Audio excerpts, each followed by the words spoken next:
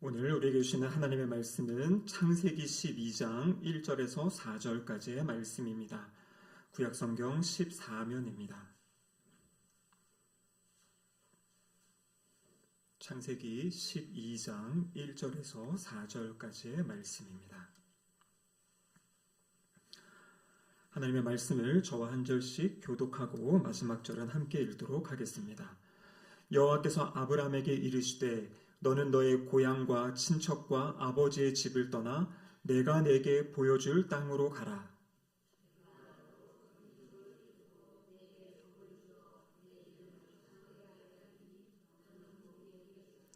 너를 축복하는 자에게는 내가 복을 내리고 너를 저주하는 자에게는 내가 저주하리니 땅의 모든 족속이 너로 말미암아 복을 얻을 것이라 하신지라. 이에 아브라함이 여호와의 말씀을 따라갔고 롯도 그와 함께 갔으며 아브라함이 하란을 떠날 때에 75세였더라. 이는 하나님의 말씀입니다. 아멘. 기도하시겠습니다. 하나님 아버지 감사드립니다. 3일 저녁에 저희들을 주님 앞으로 불러주시고 또 함께 하나님을 찬양하며 또 하나님의 말씀 들을 수 있는 은혜 주심에 감사드립니다. 이 시간 하나님 말씀 가운데 우리의 영혼이 새로워지게 하시고 하나님의 뜻을 분별하게 하시며 세상을 하나님의 시선으로 바라볼 수 있는 영적인 통찰력을 허락하여 주시옵소서. 말씀을 전하는 설교자 입술을 주장하시사 하나님의 말씀이 온전히 잘 풀어지고 설명되어지고 또 하나님의 말씀이 잘 대언될 수 있도록 역사하여 주시옵소서. 예수님의 이름으로 기도드립니다. 아멘. 한 주간 잘 보내셨습니까? 벌써 우리가 7번째 시간인 것 같습니다. 오늘 말씀의 제목이 무엇인지 아시나요? 아브라함과 언약을 맺으시는 하나님, 이렇게 되어 있습니다. 그래서 오늘 본문의 아주 중요한 포인트는 언약이라는 그러한 단어입니다. 이 가스펠 프로젝트의 이 책을 보면요, 그래서 이 책의 서론에 어떠한 내용이 있냐면 결혼에 대한 이야기를 하면서 이 서론을 시작합니다. 여러분, 결혼은 이 계약 관계일까요? 언약 관계일까요? 예전 같으면 당연히 결혼은 언약 관계다라고 대답할 텐데요. 요즘에는 또 많이 달라지는 그런 풍조인 것 같습니다. 여러분, 성경을 보면요, 성경은 이 결혼은 하나님 앞에서 맺는 언약이다 이렇게 말씀하고 있어요. 잠언 2장 17절 말씀해 보시면 이렇게 기록되어 있습니다. 같이 한번 읽어보죠. 그는 젊은 시절에 짝을 버리며 그의 하나님의 언약을 잊어버린 자라. 여기 지금 하나님의 언약을 잊어버렸다라는 이것이요. 세번역 성경에 보면 뭐라고 되어 있냐면 하나님 앞에서 맺은 그 언약을 잊어버렸다. 그러니까 부부간의 관계라는 것은 하나님 앞에서 언약을 맺는 것이다 이렇게 이야기합니다. 말라기 2장 14절 하반절에도 보면 이렇게 기록되어 있습니다. 같이 한번 읽어보겠습니다. 이는 너와 내가 어려서 맞이한 아내 사이에 여호와께서 증인이 되시기 때문이라. 그는 내 짝이요 너와 서약한 아내로다. 내가 그에게 거짓을 행하였도다. 자, 지금 둘이가 짝이 되는데 누가 증인이라고 이야기합니까? 여호와께서 증인이 되신다. 그는 내 짝이요 너와 서약한 아내. 여기서 말하는 이 서약이라는 단어가 앞에서 봤던 언약과 같은 단어예요. 그러니까 우리 기독교인에게 있어서 결혼이라는 것은 무엇이냐면 하나님 앞에서 남자와 여자가 언약을 하는 관계. 그래서 하나님이 증인이 되시는 거고요. 그래서 하나님 앞에서 하나님이 우리를 짝지으셨다라는 그 마음을 가지고 살아가는 관계가 바로 결혼의 관계입니다. 그래서 이 종교개혁자 칼빈 같은 경우에는요, 이 종교개혁자들은 성경으로 돌아갔던 분들이지요. 성경을 잘 연구하고 성경의 말씀이 무엇인지를 찾았던. 그래서 이분들이 정리한 종교개혁자들의 결혼관은 무엇이냐면 결혼은 바로 하나님 앞에서 언약이다. 결혼은 선하고 거룩한 하나님의 조례다. 하나님께서 남편과 아내를 서로의 언약적인 관계 안으로 이끄시고 부부는 서로를 향해 충성을 다하고 희생적인 행위를 하는 것, 그것이 바로 결혼 생활이다 이렇게 이야기하고 있습니다. 그런데 이러한 성경적인 전통, 이것이 바로 20세기에 들어오면서 이 계몽주의, 이러한 어떤 세상적인 가치의 영향으로 이 언약인 이 결혼 관계가 계약적으로 바뀌게 된 것이에요. 대부분 예전에는 교회에서 결혼식을 하고 이 목사님의 주례 아래서 그것이 예배가 되는 거죠. 그래서 하나님을 대신하여 교역자가 그 앞에 서고 신랑 신부의 양가 가족이 있고 중간에 빨간 카페트, 여러분 다 의미가 있습니다. 이게 고대에 이 조약을 맺을 때 짐승을 가운데로 쪼갠 다음에 그 사이를 지나갔던 어떤 그런 모습들을 이 결혼식장에 이렇게 다 표현하고 있는 거거든요. 근데 오늘날은 이제 이러한 의미들을 다 잊어버리고 세상 사람들이 결혼하는 것과 똑같은 방법으로 그냥 어떠한 식을 하는 그것으로 지금 이제 이런 것들이 많이 낮춰져 가고 있어요. 근데 사실 이 결혼식이라는 것은요, 하나님 앞에서 세상 사람들은 증인이 누굽니까? 사람들, 하객의 증인이지 않습니까? 근데 우리 기독교에서 가장 중요한 이 결혼의 증인이고 주관자 되시는 분은 바로 하나님이신 거죠. 그래서 그 믿음의 출발, 가정의 출발부터 우리가 지금 하나님 앞에서 언약을 맺고 하나님이 이 모든 것의 주관자가 되시고 우리를 만나게 하신 분도 하나님이시고 짝지으신 분도 하나님이시고 그렇기 때문에 삶에 어려움이 있더라도 그 어려움을 함께 극복하고 이겨나가야 된다. 왜냐하면 하나님이 짝지으신 거니까. 그래서 우리가 결혼할 때 선서하는 것이 무엇입니까? 아플 때든 건강할 때든 부유할 때든 가난할 때든 검은 머리가 파풀이, 그렇죠? 그 다른 사람이 떠날 그때까지 서로 사랑하면서 어려운 시간을 함께 이겨나간다. 여러분 이것이 바로 하나님 앞에서 언약을 맺는 그러한 결혼식의 모습이에요. 근데 오늘날에 여러분 결혼은 이 계약과 같이 돼버렸습니다. 결혼을 유지하는 최고의 조건은 뭐냐면 행복해야 돼요. 아니 내가 더 이상 행복하지 않다, 사랑하지 않는 것 같아. 그러면은 사람들이요 갈라설 생각을 한다라는 것이에요. 만족이 없으면 종료하는 것입니다. 사람과의 만남이기 때문에 그 사람과 나의 관계가 더 이상 시들어지고 뭔가 의미가 없다 하면 언제라도 헤어질 수 있다라는 그러한 생각. 여러분 이것이 바로 이 계약에서부터 나오는 그러한 생각이다라는 것입니다. 그래서 언약이라는 것은요 서로가 서로에게 헌신할 수 있고 서로가 서로를 위해 희생할 수 있는 하나님이 우리에게 보여주신 그 사랑의 관계로 나아가는 것, 그것이 바로 결혼에서 말하는 언약 관계다라는 것이에요. 이 책에서는 이 부분을 어떻게 이제 연결을 하게 되냐면요. 근데 하나님과 우리의 관계를 어떤 분들은 계약 관계로 생각하는 분들이 있다라는 것이에요. 그래서 내가 하나님께 무엇을 잘하면 하나님이 나에게 복을 주실 거고, 근데 내가 하나님께 뭐를 잘했는데도 하나님이 나에게 복을 안 주시고 어려운 일을 만나게 하면 하나님을 향해서 삐지기도 하고요. 나 그만둘래. 하나님 섬겼더니 뭐 별거 없잖아. 섬겨도 그냥 똑같이 힘들고 어렵잖아. 이러면서 그 관계를 약간 주고받는 어떤 그런 관계로 잘못 생각하는 그러한 성도들도 있다라는 것입니다. 여러분 근데 성경은요 언약을 맺으시는 하나님, 노아와 언약을 맺으신, 그래서 이게 조지신학적으로 보면 노아와 맺은 노아 언약이 있고요, 아브라함과 맺은 아브라함 언약, 그 언약이 이제 모세를 통해서 모세 언약, 다윗 언약, 그리고 마지막에는 이 언약이 어디까지 연결되냐면 새 언약. 그래서 여러분 결국에 구약과 신약이라는 것은 이 언약의 책이라는 것을 성경은 우리에게 보여주고 있다라는 것입니다. 그럼 하나님이 왜 인간과 언약을 맺는가? 그 내용이 이제 오늘 우리가 다룰 내용인데요. 오늘 이 책의 신학적인 주제를 같이 한번 살펴보도록 하겠습니다. 같이 한번 읽어보겠습니다. 한 나라를 택하신 하나님은 그 나라를 통해 죄의 저주를 돌이키시고 세상을 하나님의 나라로 다시 만드십니다. 자, 하나님의 언약을 맺으신 이유가 무엇이냐면요, 죄 때문에 깨어진 죄의 저주 가운데는 이 세상을 다시 하나님이 창조하셨던 그 아름다운 모습으로 돌이키시기 위해서 사람들과 언약을 맺으시고 하나님이 일을 해 가신다라는 것, 그것이 바로 성경이 우리에게 보여주는 내용입니다. 그래서 첫 번째 대지, 세 가지 대지가 있는데요. 첫 번째 대지 같이 한번 읽어보도록 하겠습니다. 하나님이 주도적으로 사람과의 관계를 다시 시작하셨습니다. 이 창세기 오늘 읽은 본문 12장 1절에서 4절의 말씀이 바로 그 내용입니다. 여러분 사실 성경에서 가장 중요한 부분이 어디냐면요, 이 창세기 이 앞부분입니다.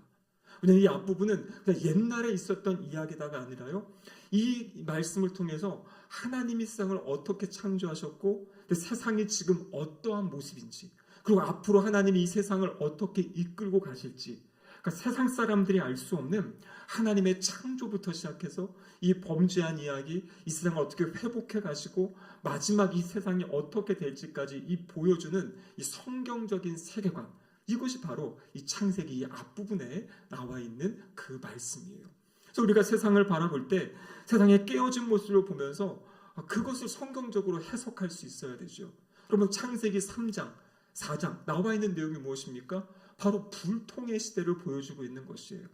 창세기 3장 하나님이 아담과 하와를 창조하셨을 때는요, 아담과 하와는 하나님과 교제하는 사람들이었잖아요. 하나님과 대화하고 하나님을 예배했던 사람인데요, 하나님을 반역해가지고 선악과를 따먹는 그 사건, 그럼 그 죄 때문에 어떻게 됩니까? 아담과 하와가 하나님을 두려워하여 피하게 되잖아요. 숨게 되잖아요. 하나님과의 그 친밀했던 관계가 깨어지게 돼요. 하나님과 소통이 이제 일어나지 못하고요, 불통의 일이 시작이 됩니다. 너는 내 뼈 중에 뼈다, 살 중에 살이다. 아담이 하와를 그렇게 얘기했잖아요. 근데 이 죄악 때문에 뭐라고 합니까? 하나님이 너 왜 죄 지었어 했더니 하나님이 주신 저 여자 때문에 서로에게 책임을 전가하고요, 그 친밀했던 부부의 관계들도 깨어지는 모습을 보여줍니다. 창세기 4장 가면 어떤 일이 있습니까? 첫 번째 살인사건이 어디서 나옵니까? 형제 안에서 나오잖아요. 가장 사랑하고 가장 돌보아줘야 될 형이 동생을 죽이는 역사가 일어나는 것이에요. 그러면 이 모든 역사가 무엇이냐면 이 땅의 지금 사냥, 이 불통, 하나님과 소통하지 못하고 사람들과도 단절되어 있는 그 세상의 모습을 보여주고 있는 것이에요. 그래서 우리가 살아가는 세상 가운데 그런 모습이 나타날 때, 아 그래, 이게 바로 죄악된 모습이다. 이게 바로 깨어진 모습이다. 이게 바로 죄인들의 모습이다. 그것을 이제 우리는 분별할 수 있어야 된다라는 것입니다. 그래서 오늘 본문 창세기 12장 바로 앞에 11장에 보면 어떤 사건이 나타나면 바벨탑 사건이 나타나잖아요. 하나님이 세상을 한번 물로 심판하시고 노아를 통해서 새롭게 또 세상에 또 그 약속의 말씀, 이전에 아담과 주셨던 말씀을 다시 회복시켜 주시면서 새로운 길을 가게 하셨어요. 근데 사람들이 또 어떻게 합니까? 하나님은 흩어져서 살아라 하는데 모이고 하나님처럼 높아지겠다, 이름을 내겠다, 이러면 또 교만해져가지고 잘못을 저지르잖아요. 그때 하나님의 방법이 열방으로 사람들을 흩어놓습니다. 그 흩어진 그 내용이 그 앞에 10장에 보면 전 세계로 흩어진 어떤 사람들의 그 이야기들이 기록되어져 있는 것이에요. 자, 그 깨어진 세상. 근데 그 깨어진 세상을 이제 하나님께서 주도적으로 이 깨어진 세상을 회복시키시기 위한 그러한 일을 시작하시는 겁니다. 그 내용이 바로 오늘 12장 1절에 나와 있는 내용입니다. 1절에 보면 이렇게 되어 있죠. 여호와께서 아브라함에게 이르시되 너는 너희 고향과 친척과 아버지의 집을 떠나 내가 내게 보여줄 땅으로 가라. 핵심은 뭐냐면 이거예요. 여호와께서 아브라함에게 이르시되, 여호와께서 아브라함에게 이르시되, 하나님이 아브라함을 찾아오셔서 하나님이 아브라함에게 말씀하신 거예요. 그러니까 하나님이 이 깨어진 세상을 회복하기 위해서 지금 한 사람을 찾아오시고 그 사람에게 하나님이 말씀하신 겁니다. 오늘 본문 1절에서 3절까지 보면요, 내가 이게 4번이 나옵니다. 여러분 1절에 보시면 이렇게 되어 있죠. 내가 너에게 보여줄 땅. 하나님이 지금 말씀이죠. 2절에 뭐라고 되어 있습니까? 내가 너로 큰 민족을 이루게 하겠다. 3절에 어떻게 되어 있습니까? 내가 복을 내리고 내가 저주할 것이다. 그러니까 지금 이 모든 일을 누가 주도하시는 것이에요? 하나님께서. 하나님이 아브라함을 찾아오시고 그에게 말씀하시고 그에게 복을 주겠다, 그리고 어떤 사람을 저주하겠다, 이 모든 것의 주도권. 그러니까 지금 깨어진 세상을 회복시키기 원하는 하나님 아버지의 마음이 지금 1절에서 이 3절까지에 지금 담겨 있다라는 것입니다. 그러면서 하나님이 이 세상을 그러면 어떻게 회복하실 것인가? 그 회복의 계획을 지금 아브라함에게 약속의 말씀으로 언약으로 주고 계신 거예요. 여러분 1절에 보면 하반절에 이렇게 되어 있었죠. 내가 내게 보여줄 땅으로 가라. 그래서 첫 번째 하나님의 계획은요, 땅을 약속하시는 거예요. 땅을 주시겠다는 겁니다. 약속의 땅이 있다는 것이에요.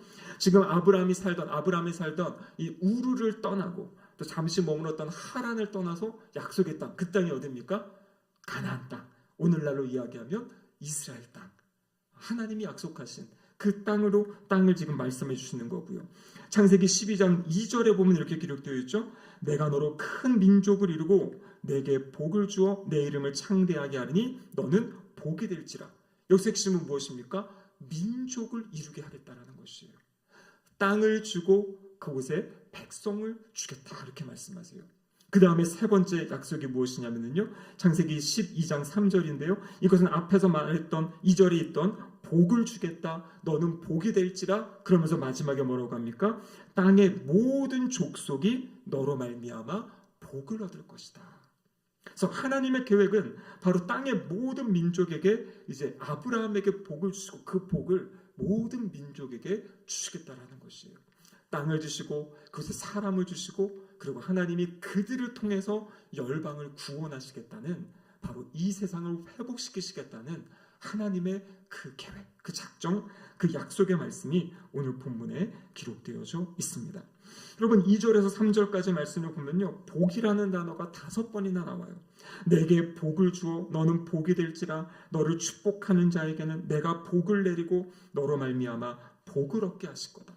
그러니까 결국에 하나님이 아브라함과 언약을 맺으시는데 언약의 핵심 내용은 무엇이냐면 내가 너를 통해 열방에 복을 주겠다 말씀하세요. 나중에 이 복의 내용은 뒤에 나오는데요, 핵심은 이것입니다. 내가 너의 하나님이 되고 너희는 내 백성이 된다. 성경에서 말하는 최고의 복은 무엇이냐면 하나님을 반역하여 떠나 있는 그 인간을 향해서 내가 너희들을 나의 백성으로 내가 너희의 하나님이 되겠다라고 말씀하시는 그 은혜의 역사가 오늘 본문에 기록되어져 있는 것입니다. 특별히 구약 성경에 보면 이 복이 가시적으로 나타나고 드러난 것을 보여줍니다. 그래서 정말 재물이 많아지고요, 가축이 많아지고 재산이 많아지고 자녀들이 많아지는 것, 성경에서 구약에서 말하는 복이 그러한 복이죠. 근데 신약으로 넘어오면 그러한 복들보다 어떤 복을 이야기합니까? 신령한 복에 대해서 말씀하고 계세요. 그래서 에베소서 1장 3절에 보면 이렇게 기록되어 있죠. 같이 한번 읽어보겠습니다. 찬송하리로다 하나님 곧 우리 주 예수 그리스도의 아버지께서 그리스도 안에서 하늘에 속한 모든 신령한 복을 우리에게 주시되. 그래서 지금 여기서 약속하시는 복, 예수 그리스도 안에서 하늘에 속한 모든 신령한 복을 주시겠다. 그래서 하나님은요, 복 주시기 원하시는 하나님. 그 복의 최종 결과가 무엇이냐면 하나님과의 깨어진 관계가 회복되어지고 하나님을 아는 것, 하나님의 역사를 알고 하나님의 일하심을 고백하고 그렇게 살아가는 복, 그것을 지금 이야기하고 있습니다. 그래서 하나님은 아브라함에게 이렇게 언약을 주신 겁니다. 너를 통해, 너의 후손을 통해 내가 열방을 살리고 열방에 복을 주겠다, 이런 약속을 하셨어요. 자, 근데 두 번째 대지는 무엇이냐면, 자, 하나님의 신실하심을 신뢰하라고 명령하십니다. 이렇게 되어 있어요. 여기서 말하는 하나님의 신실하심은 무엇이겠습니까? 하나님이 약속하신 그것을 이루실 거다. 그것을 신뢰하라. 그것을 믿으라고 아브라함에게 말씀하고 계신 겁니다. 여러분, 우리가 하나님의 약속의 말씀을 붙잡고 그 믿음의 길을 걸어가는 그 길이 언제나 순탄한 것은 아니지 않습니까? 그 길 가운데 어떠한 반대되는 현실들이 나타나요. 장애물들이 나타납니다. 이것은 없었으면 좋을 것 같은데 그런 일들이 우리 삶에 나타난다라는 거죠. 여러분, 아브라함에게는 어떤 장애물이 있었습니까? 창세기 12장 오늘 읽은 아랫부분에 보면, 이어지는 말씀을 보면 하나님이 약속하신 땅으로 왔는데 그 땅이 풍요로운 땅이 아니에요. 아브라함이 원래 살던 땅, 특히 저 우르 지역이라는 것은요, 그 당시 엄청나게 발전한 그런 문명 도시였거든요. 근데 지금 가나안 땅에 왔더니 어떤 일이 맞이하게 됩니까? 기근, 극심한 기근을 맞이하게 돼요. 그래서 아브라함이 어떤 선택을 합니까? 애굽으로 내려가는 그런 선택을 해요. 그러니까 좋은 땅에 와서 잘 살 줄 알았는데 하나님 말씀에 순종해 왔는데 순종한 자리가 기근의 자리였다라는 것이에요. 하나님이 진짜 이거 제대로 나에게 복 주신다고 약속한 게 맞는가? 라는 의심이 들 수 있는 그러한 상황입니다. 이어지는 창세기 13장에 보면은요, 여기는 이제 아브라함의 재산도 막 늘어나고요, 아브라함과 함께 했던 조카 롯의 재산도 막 늘어납니다. 여러분, 재산이 늘어난다, 재물이 늘어난다, 좋은 일이지 않습니까? 근데 지금 이 재산이 늘어난 것 때문에 아브라함과 롯의 관계에 어려움이 생기는 거예요. 왜냐하면 땅은 한정되어 있는 곳에 너무나 많은 가축들이 있다 보니까요, 이 아랫 사람들끼리 싸우고 분열이 일어나게 되는 거예요. 그 때로는 이렇게 풍성함이 뭐가 막 좋으면 다 좋을 것 같은데 그 안에서도 또 이런 분열이 일어나고 어려움이 또 나타나는 그런 모습을 보여주게 되죠. 그런 다음에 또 15장에는 어떤 것이 있습니까? 아브라함이 이제 나이가 많은데 아직도 자녀가 생길 기미가 보이질 않는 겁니다. 창세기 12장의 약속을 받을 당시를 성경학자는 아브라함 나이가 약 75세였다라고 이야기합니다. 창세기 15장에 가면 이제 아브라함의 나이가 80세 정도 됐을 때예요. 이미 약속을 받고 5년이라는 시간이 지났습니다. 아브라함은 나이가 점점 들어갑니다. 사라도 점점 나이가 들어가고 있어요. 너의 자손을 통해서 내가 열방에게 복을 주겠다 했는데 지금 자식 한 명 없는 그러한 아브라함의 모습이에요. 그러니까 아브라함의 마음에도 두려움이 있겠죠. 과연 이게 맞는 건가? 내가 하나님 말씀을 바로 들은 건가? 하나님이 도대체 어떻게 일하실 건가? 그러한 마음들, 여러 가지 마음들이 불안했던 그 마음이 아브라함에게 있었어요.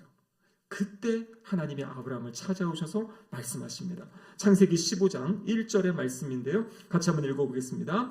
이후에 여호와의 말씀이 환상 중에 아브라함에게 임하여 이르시되 아브라함아 두려워하지 말라. 나는 내 방패요 너의 지극히 큰 상급이니라.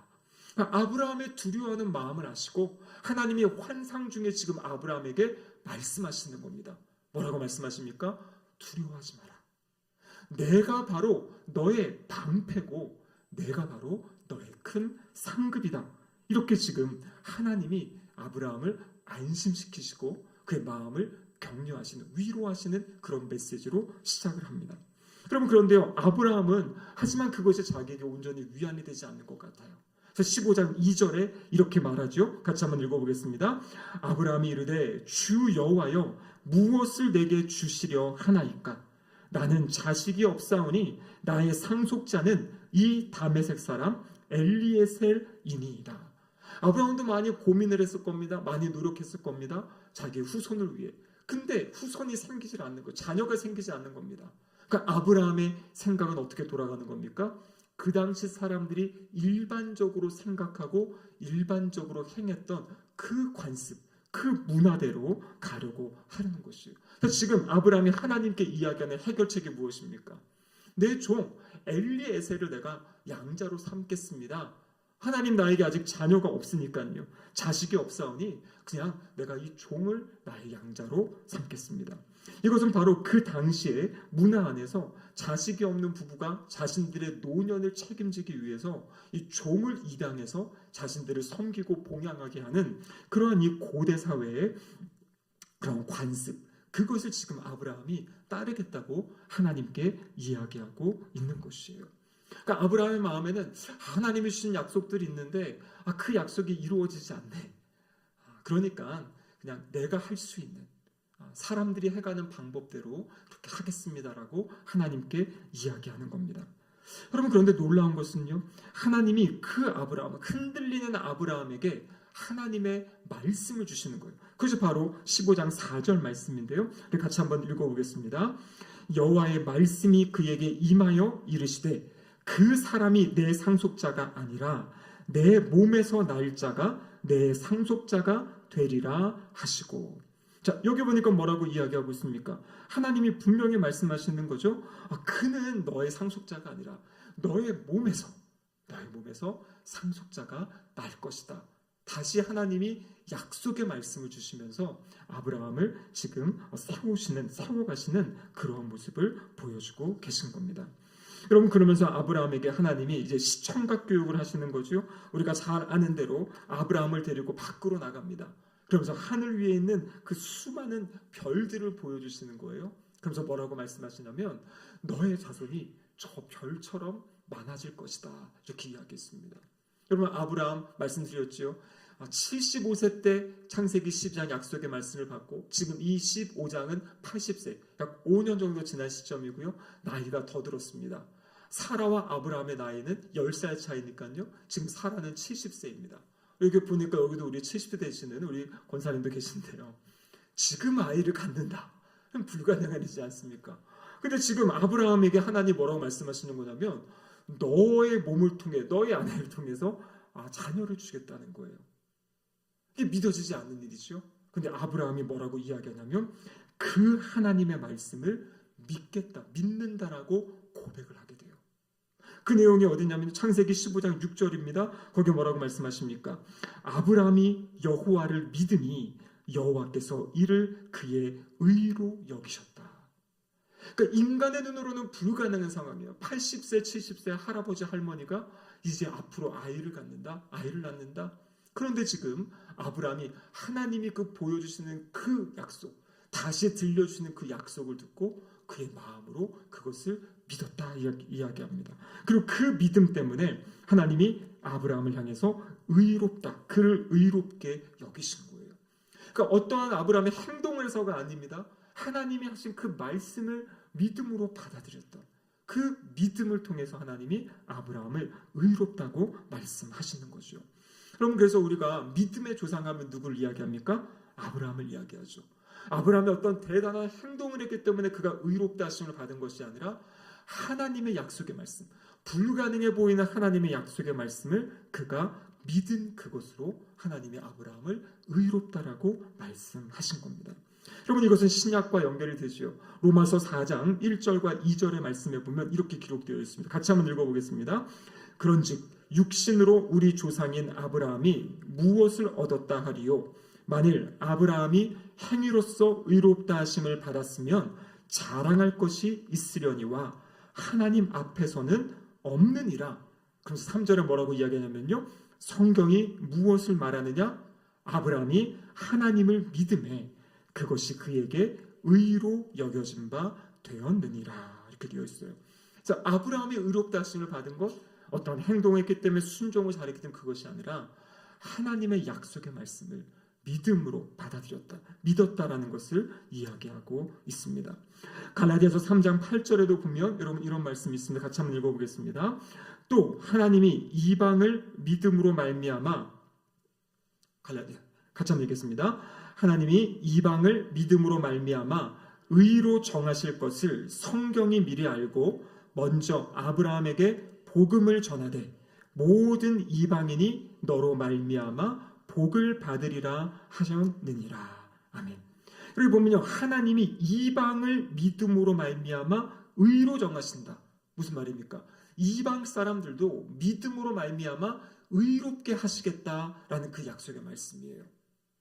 근데 여러분, 여기서 말하는 의롭다, 의로 정하실 것이다라는 것과 이 대칭이 되는 것이 무엇이냐면 너로 말미암아 복을 받으리라 같은 거예요. 그러니까 하나님이 그 말씀은 무엇이냐면 의롭다 하신다라는 것이 결국에는 복을 주신다라는 것과 지금 같은 맥락인 것을 이야기하고 있는 것입니다. 그래서 성경에서 말하는 이 의로움은 무엇이냐면 의롭다 칭한다 그러면 하나님이 그에게 복을 주신다는 것이에요. 그럼 그 복의 내용은 무엇이겠습니까? 결국에는 영혼의 구원을 받는 그것을 지금 말씀하고 계신 거죠. 그래서 갈라디아서 3장 9절에도 보면 이렇게 되어 있죠. 그러므로 믿음으로 말미암는 자는 믿음 있는 아브라함과 함께 복을 받느니라. 그럼 우리가 때로 보면요, 아브라함을 보면 구약에 보면 상당히 부유한 사람이었죠. 그래서 그 집에서 길리운 사병이 318명, 여러분 300명을 먹이고 입힌다는 것은 얼마나 큰 부유한 사람입니까?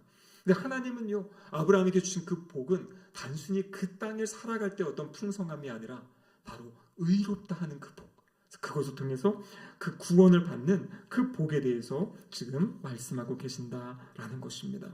여러분, 이 원리는 오늘날도 동일합니다. 우리가 구원을 받고 하나님 앞에 의로워지는 방법, 여러분 그것은 무엇입니까? 바로 예수 그리스도를 믿는 그 믿음이지 않습니까? 그래서 갈라디아서 3장 13절에 보면 이렇게 말씀하고 계시죠. 그리스도께서 우리를 위하여 저주를 받은 바 되사 율법의 저주에서 우리를 속량하셨으니 기록된 바 나무에 달린 자마다 저주 아래 있는 자라 하였습니다. 여러분, 사실 이것도 참 믿기 어려운 일이에요.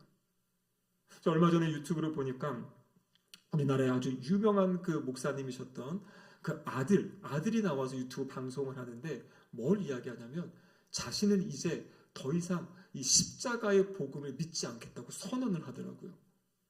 그러면서 말이 안 된대요. 어떻게 한 사람이 십자가의 죽음을 통해 인류의 모든 죄가 용서받을 수 있냐. 그러면서 자기는 더 이상 그걸 이제 믿을 수 없다. 그래서 공개적으로 그 엄청난 위대한 업적을 이루셨던 목사님의 아들이 나와가지고 그런 일을 하면서 그 십자가의 복음, 이것에 대해서 아주 부정하고 그런 일은 있을 수 없다라는 식으로 그렇게 이제 방송을 하는 그 장면을 보았습니다. 그럼 사실 이것은요, 이성의 생각, 인간의 생각으로는 사실 이해할 수 없는 것이에요. 80세 된 아브라함이 아들을 낳겠다, 아들을 주신다라는 것이나 2000년 전에 우리를 위해 십자가에 돌아가신 예수 그리스도의 그 사건 때문에 오늘 나의 죄가 용서를 받고 내가 구원을 받는다. 2000년 전에 주님이 그 우리의 모든 죄를 짊어지셨다라는 여러분 이 사실은요. 인간의 이성으로는 사실 이해할 수도 없고 믿을 수 없는 일이라는 것이에요. 근데 여러분 여기 계신 우리 모두는 그 사실이 믿어지잖아요. 여러분 이것이 은혜이고 복이라는 것이에요.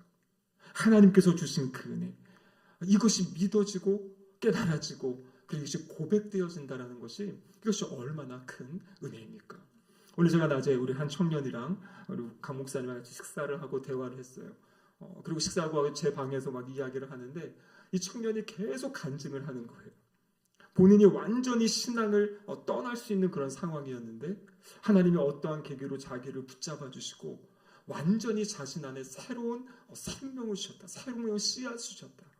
그래서 고백하는 것이 지금 살아가는 모든 것이 하나님의 은혜라 그러면서 하나하나 이야기하면서 이것도 하나님의 은혜고 이것도 하나님의 은혜고 그래서 마지막에 얘기가 뭐냐면 지금 제가 이것을 하나님이 하셨다라고 고백하는 것이 이것이 하나님이 주신 놀라운 은혜입니다. 이렇게 이야기하면서 1시간 넘게 저에게 간증을 하더라고요. 그래서 목사님께 이 간증하고 싶었다고 하면서 이야기를 하는데요. 그러니까요. 하나님을 떠나려 했던 그 마음이었는데 하나님이 그에게 은혜를 부어주신 거예요. 자기는 그것은 정말 기적이라고 생각한다 그래요. 내가 하나님을 떠나서 다른 곳으로 가려 했는데 하나님이 나를 붙잡아 주시고 지금 이렇게 은혜를 고백하게 하신 것. 여러분 이것이 우리가 붙잡고 있는 그 복음의 내용이지 않습니까? 그래서 하나님께서는 이 복을 먼저 선택된 자들에게 주시고요.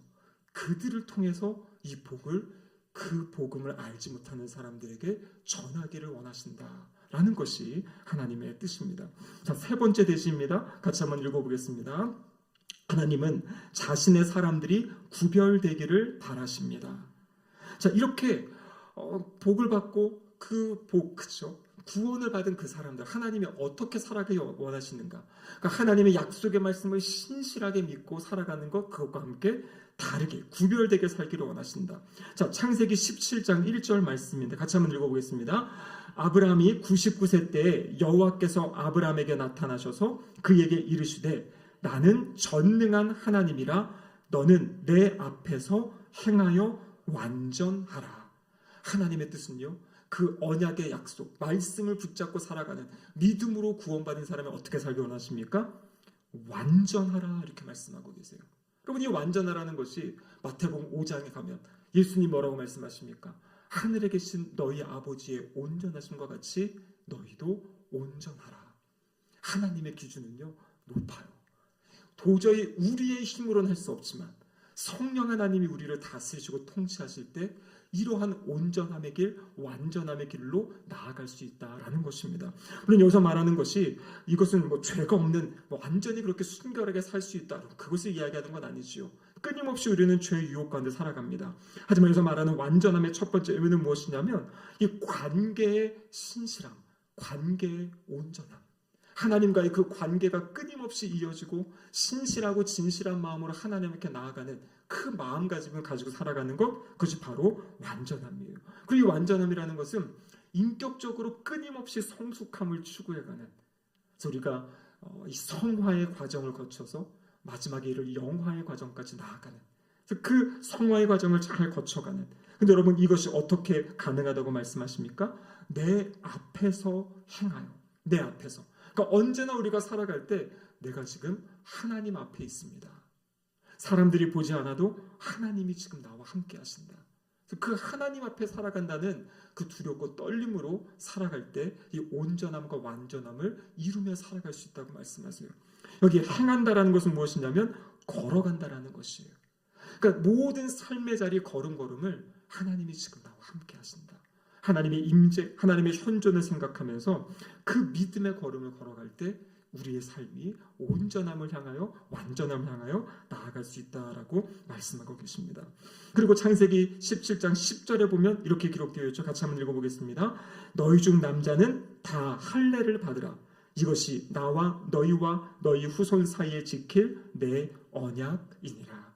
그러니까 할례를 통해서 하나님과 이 약속의 그것을 징표를 가지고 징표를 삼고 살아가라는 거죠. 그래서 결국에 신약 시대에 이 할례가 어디로 연결되어질까요? 바로 세례로 연결되어지고요. 또 마음의 할례로 연결이 되어집니다.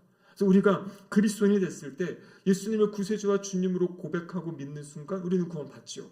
그런데 우리가 세례를 받는 이유가 무엇입니까? 그는 교회 공동체 앞에서 고백하는 것이에요.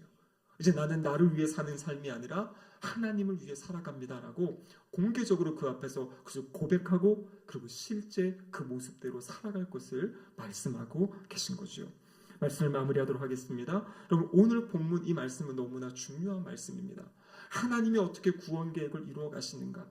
아브라함이라는 한 사람을 부르셨습니다. 이스라엘 민족을 선택하셨습니다. 근데 그것은 그들이 특별하기 때문이 아니라 그들을 마치 모델하우스와 같은 사람들로 세워서 그들의 선한 영향력, 선한 빛을 열방 가운데 흘려보내기 위해 그렇게 주님이 시작하신 거죠. 그 일을 시작하신 거죠. 언약의 말씀을 주셨고요. 모든 민족의 너를 통해 복을 받을 것이다. 여러분 이 말씀이 오늘 저와 우리 모든 성도님들에게 주시는 말씀인 줄로 믿습니다. 그래서 우리는요 복의 통로로 살아야 돼요. 무엇을 위한 복인가? 바로 복음을 위한 복. 하나님의 그 복된 소식. 그래서 이 책에도 맨 마지막에는 어떻게 끝나냐면요. 그렇기 때문에 우리가 선교를 위해 기도해야 되고 선교를 위해 사람들을 보내야 되고 선교지의 땅을 밟으며 그 하나님의 이 약속의 말씀이 성취되어져 가는 일에 우리의 삶을 거기서 드리라는 것이에요. 그래서 하나님이 이끌어 가시고 세워 가시는 인류 구원의 역사 안에 나의 삶을 온전히 올려드리는 그래서 주님이 가셨던 그 길을 따라가는 그 삶을 우리에게 살아갈 것을 말씀하고 계십니다. 그래서 언제나 우리는요 삶의 자리에서 어떻게 하면 내가 복음을 전할 수 있을지 여러분 기도하시고 지혜를 구하시고요 능력을 구하시고요 또 우리의 주변뿐만 아니라 멀리 있는 또 다른 나라 하나님을 알지 못하는 그 나라에도 어떻게 복음을 전할 수 있을지 함께 기도하면서 그렇게 나아가는 우리 신길동교회 모든 성도님들 되시기를 주님의 이름으로 축복합니다. 아멘. 기도하시겠습니다. 하나님 아버지 감사드립니다. 오늘도 이 말씀을 통하여서 하나님의 일하심을 가르쳐 주시고 우리가 어떠한 삶을 살아가야 될지 말씀하여 주심에 감사드립니다. 하나님 말씀에 믿음으로 응답하고 순종함으로 하나님께 영광이 되는 우리 모두의 삶이 될 수 있도록 도와주시옵소서. 예수님의 이름으로 기도드립니다. 아멘.